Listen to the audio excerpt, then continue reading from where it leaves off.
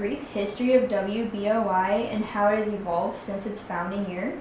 Sure. So WBOI was started in 1979 and was originally a university licensee for Purdue Fort Wayne.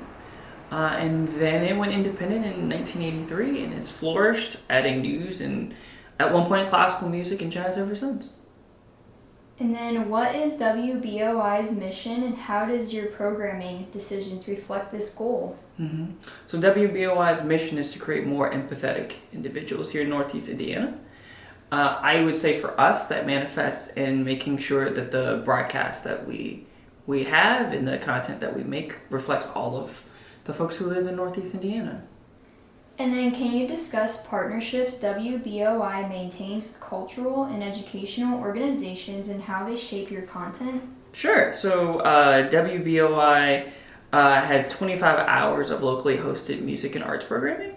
And through that, we're able to connect with Heartland Sings, Fort Wayne Urban League, the Dream Center, Fort Wayne Community Schools in order to produce music for Fort Wayne by folks who live in Fort Wayne.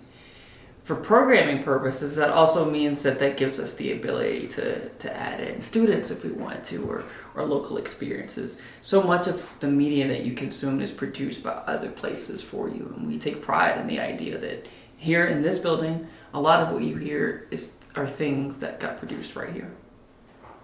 And then are there any current fundraisers aimed at securing WBOI's future? Yeah, so on beginning September 17th, we're having a pledge drive to raise funds.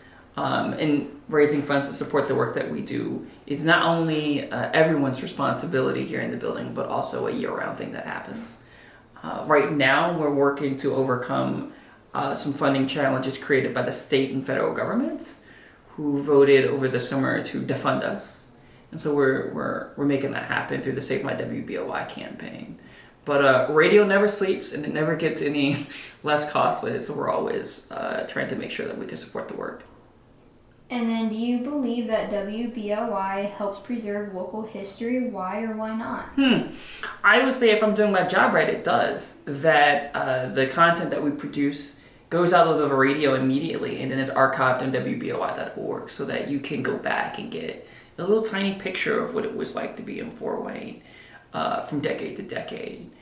We've made increasingly more of our archives available as podcasts too, so you can actually go and listen to a history podcast that was made here in Fort Wayne 20 years ago. And so we're always trying to do that work. If I'm not doing my job right, we're not getting there yet, but I think we are. And then where do you see WBOI going in the next few years? Sure. So I believe that WBOI is a public audio service, not a radio station. And so the next 10 to 20 years, where I see us going is doing the work that we do now, but in places that are more easier to connect with than the radio. So right now, 24,000 people on average listen to us each week over the radio. 7,000 people each week listen to us on a smart speaker or an app. And I see that being more of where we put our time and our energy and our efforts and reap those rewards. And then what inspired you to start working here and continue to work here? Sure. I was in Texas and someone called me and said there's a radio station in Fort Wayne that can use your help. And I visited and I spent the weekend taking in the arts actually. So I went to a Heartland Sings performance. I went to the library. And I went on a mural tour, and what I realized is that the arts and the culture were here in Fort Wayne, and somehow that wasn't being captured by our broadcast. And so I was inspired to come by the fact that that wasn't happening, and that I might be uniquely positioned to make that happen.